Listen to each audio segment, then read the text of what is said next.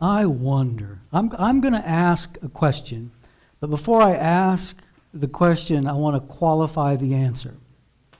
Okay? So I'm about to ask you a question, but I'm asking you a question. So your response should not be about your significant other. Your response should not be about your brother, your Aunt Sally, or Uncle Bob. This is a question for you to consider for you. Ready? How many of you would admit to having a bad habit? Some of you think, I don't have any bad habits, I'm good at all of them. I wonder how many of you have a bad habit. Something that you do that you wish you didn't do, a habit that you've tried and tried and tried to stop, but nothing seems to work.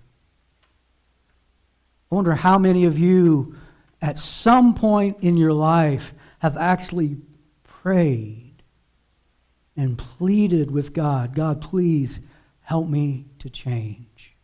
God, please help me to stop. Help this to just go away. Maybe you even negotiated with God and you said, God, if you will do this, I will never do that again. Please, God, just please help me to stop. Help me to change. And maybe you prayed and you promised and you actually did stop for a little while. But it wasn't long before you fell right back into doing the thing you really don't want to do. Today's I wonder question is, why can't I change? Why can't I stop? What's stopping me from stopping?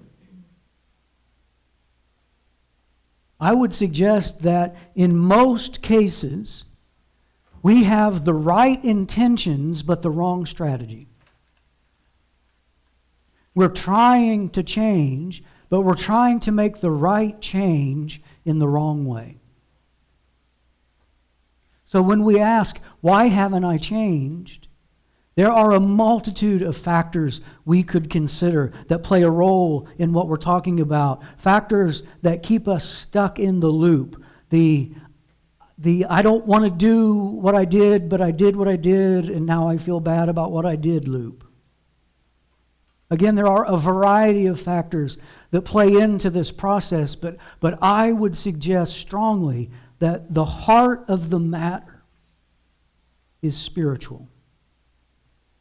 The number one primary factor is spiritual. And what happens is so many people, whether they're Christians or not, they're trying to meet a spiritual need without the Spirit of God.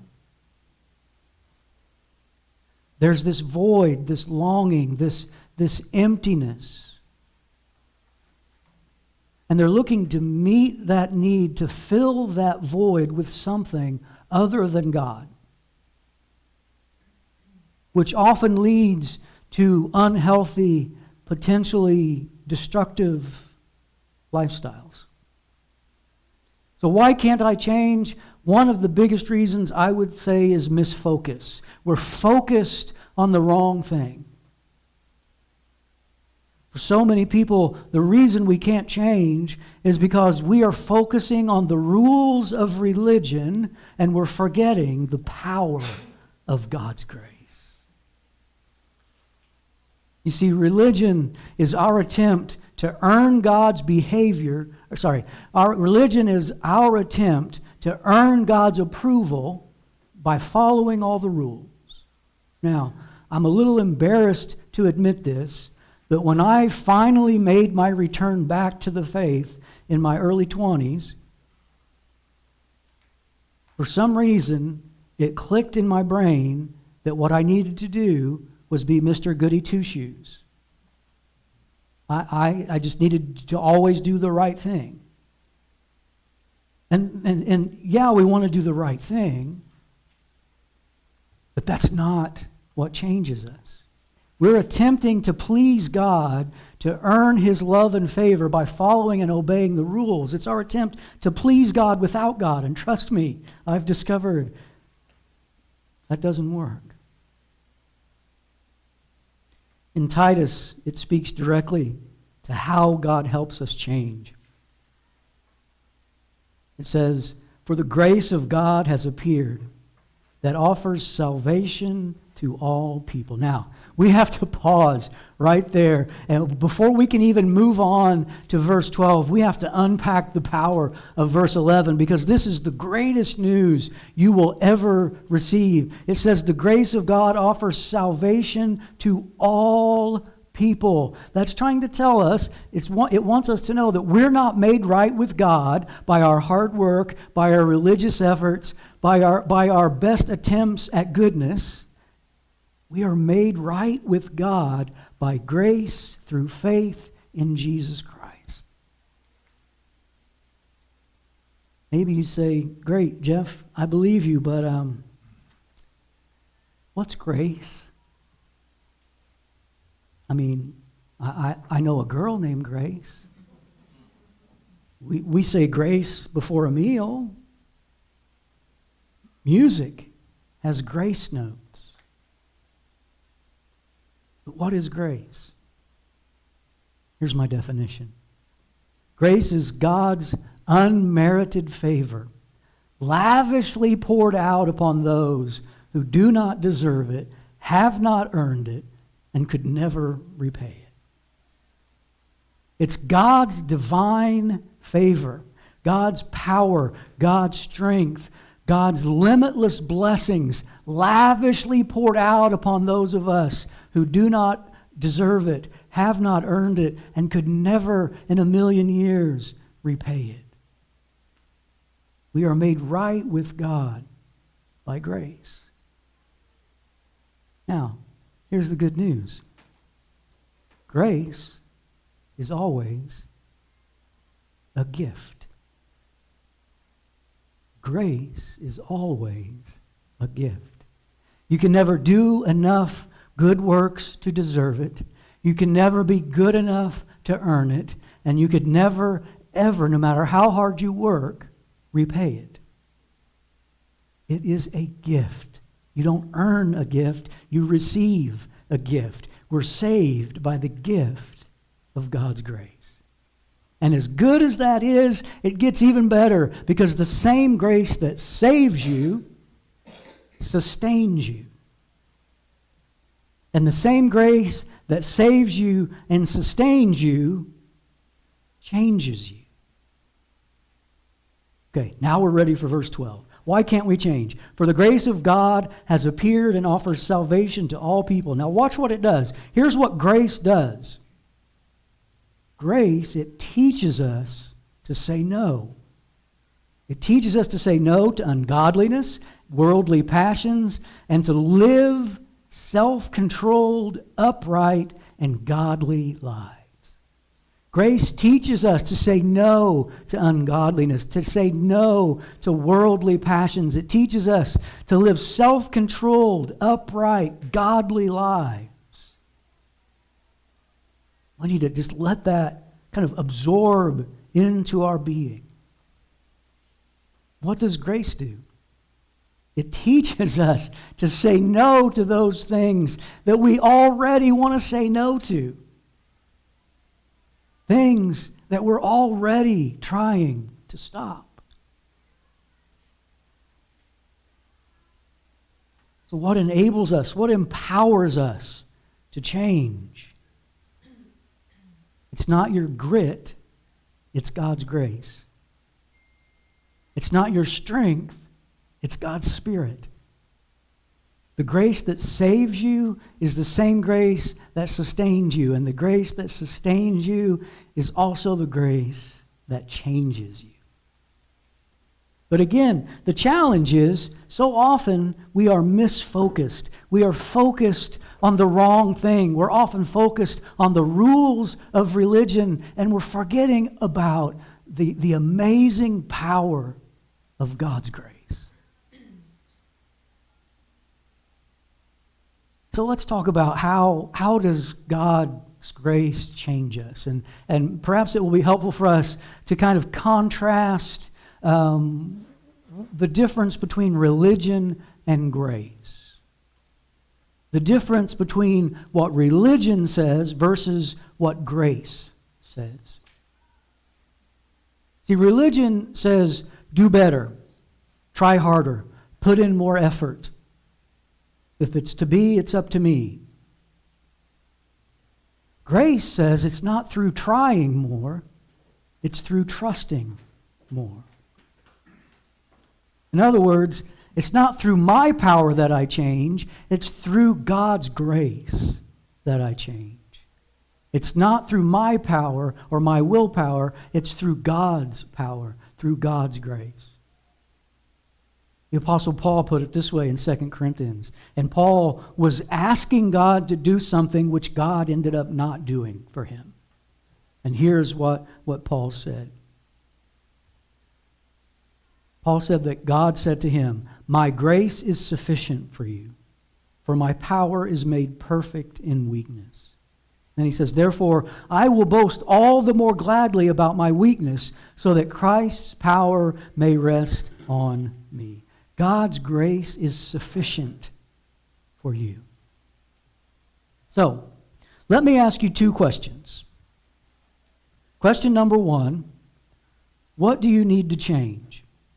Question number two, what do you need to change? Let's take the first one first. What do you need to change? Is it an attitude, a temperament, something you do, someplace you go, something you watch, something you consume? What do you need to change? The second question, what do you need to change? What do you need in order to actually change that which you already want to change? You need the grace of God. When God said, "For my power is made perfect in weakness," the light bulb went off in Paul's mind, and it clicked, and he got it. And he said, "I'm not strong when I'm strong. I'm strong when I admit to my weakness, and God's grace is perfected in me through my weakness." When God is strong through me, that's how I actually begin to make significant changes in my life. I'm not trying harder, I'm trusting more.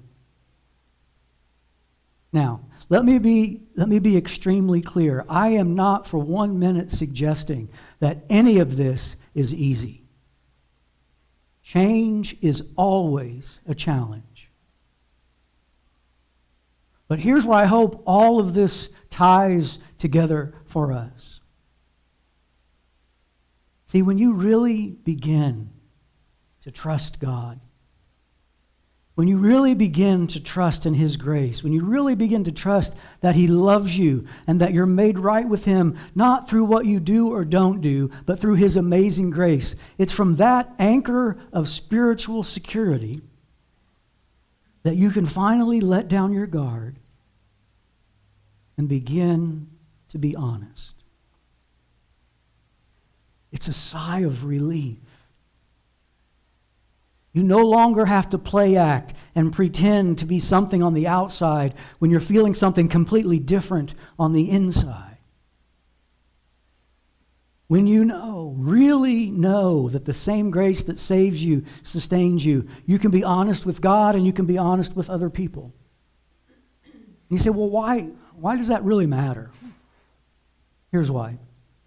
Because you are only as strong as you are honest. You're only as strong as you are honest. And when you recognize the same grace that saves you sustains you, you can begin to take steps toward honesty. You can begin to carefully take what's been hidden in the dark and bring it into the light. You can finally admit I have a problem. I really do need help. And that is where true change can begin. Because whatever you hide doesn't get healed. Sin grows best in the dark. But when you recognize the same grace that saves you, sustains you, you can be honest and you can ask for help. Now, I want to pause for just a moment because this is the part of the message that could be, for some of you, the moment of truth. The moment when you finally and definitively decide, enough. Enough. I don't want to pretend anymore. I don't want to fake it anymore. I want to be honest. I want to be transparent. I want to be different. I know it will be a challenge, but I'm ready to change. Now let me compassionately recognize that I know it's incredibly scary to be vulnerable about any part of your life that you're not proud of. And the only way we can really do that is when we're secure in the power and the grace of God.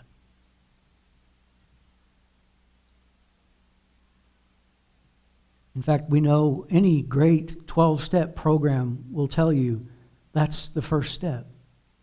The first step is I have to admit that I have a problem, admit that I can't possibly do this on my own.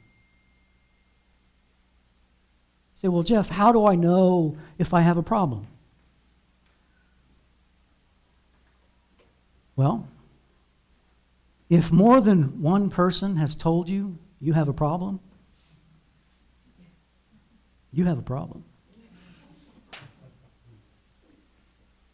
If there's a secret that you've been carrying, if there's a shame that you've been hiding, chances are you may have a problem.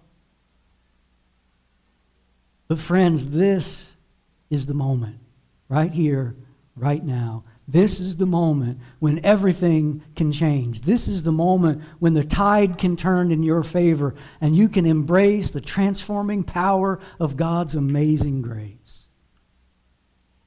You can't change you, but God can. Through His grace, you can admit it and quit it. But you have to admit it. Because you can't confront or you can't correct what you refuse to confront. Say, well, Jeff, is asking, maybe especially us guys, we tempted to think, well, Jeff, isn't asking for help a sign of weakness? I used to think that. But asking for help is not a sign of weakness. It is, in fact, a sign of strength. It's a sign of wisdom. It's a sign of wisdom and your faith in the transforming power of God's sustaining grace. So why can't I change? Why can't I stop? I may not be able to tell you specifically why in your specific circumstance, but I can tell you this. At the root of it all, the root cause is a spiritual longing. Think about it. Why is it that you're trying so hard to find something to ease the pain? Because deep down inside, there is a spiritual longing. You're trying to meet a need, to relieve a hurt with something other than God's grace. So what do you do when you try to stop and you try to stop and the stopping doesn't start? What do you do when you try to stop and it doesn't get easier, it just gets more difficult? And that voice inside keeps pestering you. Do better, try harder, you're just not doing things right. Anytime you hear that kind of a message in your mind, you're focusing on the rules of religion and you're forgetting the power of God's amazing grace. We're not going to try harder. We're going to trust more. We're not going to trust in our grit. We're going to trust in His grace. And if you're ready for some good news, Romans 5:20. But where sin increased, I gave up, went home, and cried myself to sleep. This is really good news. But where sin increased, grace increased all the more. Where there's more sin, there's more grace. Where there's more temptation, there's more grace. Where there's more shame, there's more grace. Where there's more loneliness or brokenness or hurt or shame, there is more of God's grace, grace, grace. His grace is always enough. And Scripture tells us whenever you're tempted, it says God is always faithful, and He will always provide a way out for you. There is always a way out. There is always a way out, and that way out is God's amazing grace. Father, we can't begin to thank You enough for all that You have done, are doing, and continue to do in our lives. Father, I want to pray specifically for anyone here this morning that may be struggling with a habit that they would love to eliminate from their lives. I pray today would serve as that catalyst to change, that they would embrace Your grace, and may change begin in a miraculous way. Thank You, Father. In Jesus' name, amen.